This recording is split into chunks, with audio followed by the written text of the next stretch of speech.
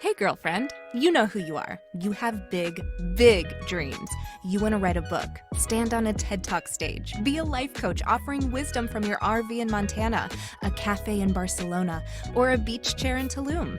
Your other girlfriends and your family, they don't always get your biz savvy. Why do you want to leave your JOB?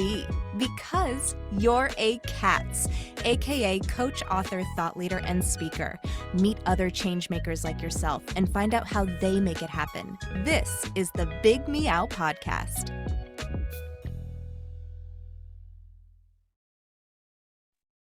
Hello, cats. I'm Kristen, and I'm here with Caroll Golden. Hi, Caroll. Hi, nice to meet you. So you have a book out, How Not to Pull Your Family Apart. I want to hear all about this. How do you keep your family together? Well, actually, what happens is when someone is involved in needing care or there's a sudden caring event, hysteria sets in. And it's really a woman's issue. Although some men are involved in caregiving, it's basically the women who have this as a responsibility. And it just seemed to me that the more we knew how to handle the situation, the less it would interfere with us, physically, psychologically, financially, for sure. There's a lot of information out there about the toll on being a caregiver and, how sometimes even caregivers can get just as sick in their own way, when they're taking care of that family or loved one. What are some of the key points that you make in your book? Well, what I found, Kristen, was a lot of people they need a way to do it. It's kind of a taboo topic when it comes to, what are you going to say to someone you love? Gee, mom, you're getting older. What's the plan when you can't manage by yourself? Not a good way to go. So in working so much in the field, I found that from just experience, if I could say, this is a family project, because frankly, it's a multi-generational issue, right? If it's your mom and you have children, you're all going to be involved. So what I found was if I said, let's do step 1, let's do step 2, let's do step 3. It gave people a way to do it. And what I've discovered is people are using the book, pass around the family. Are we in here? This way, they're talking about it without saying, gee, what's the plan? I love you, but I have a podcast. Well, so this is an interesting conversation, Caroll, because what do you do if, say, you live in one state and your aging parent is in another state, and then your sibling is in another state? Everybody's much more spread out today. And then add on top of that, you have a parent who is maybe in a little bit of denial that they're, we're not going to even go there, right? That they might be losing their memory or dropping things or tripping or falling or all the things that happen, when you start to get to a certain age. What do you recommend in that situation? Well, that's exactly why I wrote the book, because figure that Grandpa in the book, when we said, Grandpa, we want to put a care guide together because we want to know what your wishes are. Well, I don't want to share anything. So what I found was that instead you say, well, listen, Dad, Mom, I'm doing one. What if something happens, what do we do if we don't know what you want to do? And then, as you said, to avoid the chaos, step number 2 is called a care guide. If somebody in the family is living far away, everything's electronic now. What does that person have as a role and a responsibility?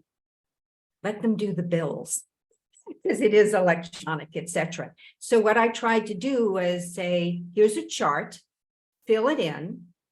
What works with Kristen's schedule as opposed to her brother's schedule, etc. Because now you're dialoguing and now everyone is involved. And that was the whole point of the book, to give steps so that you aren't talking about it, but you are planning for it. So I feel like what you're saying, Caroll, is important, but I will tell you, I think a lot of these older parents, and I've seen it with my friends, like they don't totally want to have that conversation. So what you do is you have somebody else in the family become the objective person. So in the book, Jody, because, you know, it does really affect their lives. So if your parent doesn't want to do it, you set the example. You say, you know, I'm going to do this and I need you involved because it's a family thing and you're going to want to roll, you're going to be involved.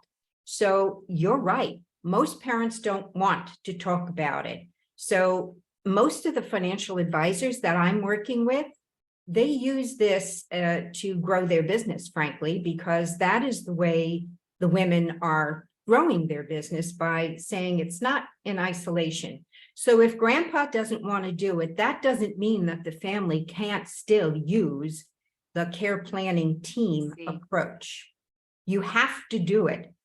But I think you have to remember, your parent wants to be helped, not handled. And that's the theme that I would use. I would say, Mom, we want to help, but we don't want to handle you. You need to take charge here. You need to do. I love that, helped, not handled.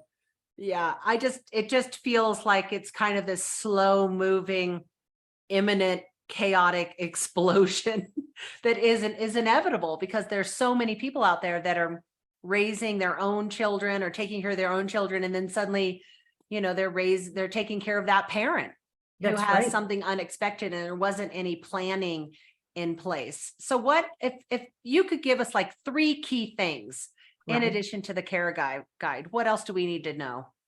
I think what you need to do is work with other women. I have recently in DC attended a Engage Women. And the more that you find out about services and things that can help you, the more comfortable you're going to be in saying, I think I can do this. I want to plan, not panic. So I'm going to talk with other women who have been through it, who have found resources.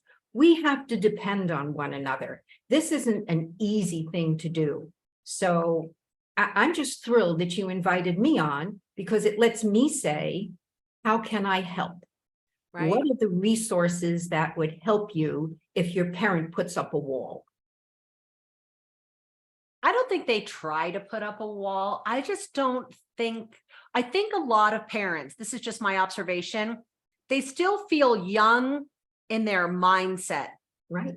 So the mind is still young. They still feel like, you know, they're 40, 50, 60, wherever they're at, not 80, 85, 90. So the body seems to not cooperate before the mind. Now, that's not true for everybody, obviously. You know, there's the other scenario. And so there's this reluctance. It's like, no, I've still got this, you know, and I can still drive myself around and I can still do all these things. And then suddenly, then an accident happens, or chaos, or a fall, or something like that. And so when in the timeline do we need to get all of this sorted? You needed to start yesterday. Exactly. Imagine. But that's why I'm saying, if, for example, if you say to your mom, I need you to be in charge of this. I know that you know what you want. The issue is, I don't know what you want. So are you going to write it down somewhere? Are you going to let me know how to handle this? In other words, you have to put them in charge, because that's who they are. They still feel in charge. Back to the help, not handle. And I found that that expression with parents really resonates with them. So then you say to them, look, either we plan or we panic. Panic never led to anything good. And tell them a story or ask them for a story. You know, my neighbor whose mom had an issue, well, the kids went to visit them in the hospital. And when I spoke to her, she said, there was so much tension, it sucked all the air right out of the room. We don't want that. I love my siblings, I don't want to be so tense I can't deal with it. So you see, you're transferring everything to them, but you're actually the one who's doing what? You're getting them to discuss with you what they, and until you know what they want, the burden is on you. You know, Caroll, I love what you just said, because you talk about all the air being sucked out of the room. And what do you do when you have siblings that don't get along, right? So there's no plan. The siblings haven't really talked to each other very much in 10, 20, 30 years. And then suddenly there's this crisis and everyone's expected to work together and there's no bridge in place. I mean, what do you do there? Yeah, well, that's what happened. I married into a family and there was two brothers and my husband was the executor and his brother was so resentful. There was no talking with him. So frankly, in that case, my husband had to handle it himself. Sometimes you just have to accept you're the one, you're the caregiver. What can you do to prepare? Because they're not going to be there for you. So you want to try to go through the 3 steps, pick out of it whatever is going to work for you. And sometimes they have someone who handles their money or handles their banking or whatever. You're going to have to work with them, not with your sibling. Yeah, I agree with that. So Caroll, what's next for you? Well, I've decided having this one become a bestseller was exciting, but this, yes, I know, I was so surprised. I've started a 3rd one. It's called How Not to Tear Your Retirement Apart for women. That's probably a good thing. For women, by women. What I've discovered is things are very unique for women when it comes to retirement. So I am finding all these brilliant women, specialists in, well, whose Social Security do you do? If you're single, if you're married, when do you do it? How do you figure all of that out?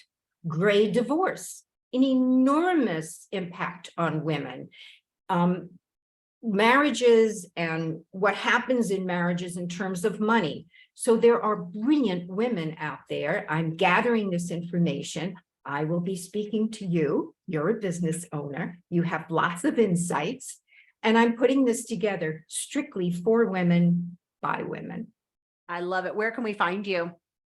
You can find me at my website, which is thecaringconversation.com.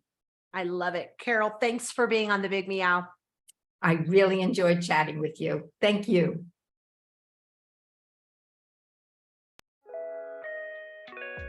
Thanks for listening to the Big Meow podcast, sponsored by C.A.T.S Network. If you liked what you heard, please take a moment to subscribe and share this podcast with your friends. You can also join our network filled with positivity and possibility. Visit www.catsnetworking.com to join us and learn more, together with your magical, motivated, and mystical new friends at C.A.T.S Network. Let's transform 1 million lives with your message.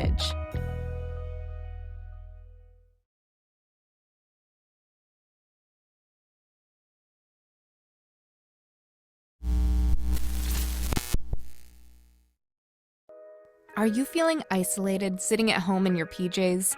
Or perhaps you're tired of the comfy sweatpants with holes in them that are hidden just below the camera? I mean, you could puke at the thought of another day of Zoom meetings and reporting to your BOSS. Do you want freedom from your home office desk or the office cubicle? Do you want freedom from your current career? Or are you frustrated that your online biz dreams are going nowhere? It's all too overwhelming. Where do you start? All the tech, the choices, and your message. Yep, I said your message, your brand, your voice. What is it? Do you even know what that means? Do you need a biz coach but don't want to invest the big bucks? Let's face it, being a solopreneur is lonely, but you don't have to do it alone. And here's a solution. Join C.A.T.S Network. C.A.T.S Network is a woman-only membership community exclusively available to you, the life coach or executive coach, the author, the thought leader, or the public speaker. If you identify with this list or want to work on adding some of these to your skill set, C.A.T.S is the place for you. Check us out at www.catsnetworking.com. That's C-A-T-S networking.com. Because let's face it, cats are better together.